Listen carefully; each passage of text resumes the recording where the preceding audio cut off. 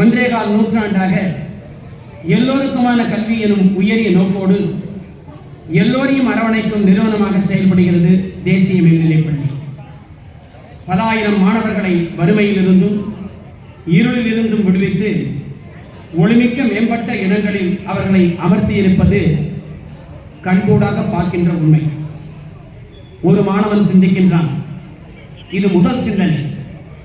வரலாறு என்ற பெயரில் வகுப்புகள் பல நூறு பக்கங்களை குழந்தைகளிடம் ஊட்டுகிறார்கள். ஏன் உள்ளூர் வரலாறு 4 பக்கங்கள் கூட வரக்கூடாது? பல விஷயங்கள் ஏன் பாடமாக வர வேண்டியுள்ளது? ஆனால் அது ப்ராஜெக்டாக மாறிவிட்டது. மற்றொரு மாணவன் சிந்திக்கின்றான், இது இரண்டாவது சிந்தனை. அறிவியலிலும் தொழில்நுட்பத்திலும் உச்சநிலையில் வளர்ந்து நிற்கும் இந்தியா ஒரு சிலரால் மட்டுமே செதுக்கப்படுகிறது. ஏன் அந்த அறிவுக்கு காரணமான பள்ளியில் முழுமையான அடிப்படை கல்வியை பெற முடியவில்லை? அதற்கு என்னதான் தடை என்னிடம் உள்ளது என்று அந்த மாணவன் கேட்கின்றான்.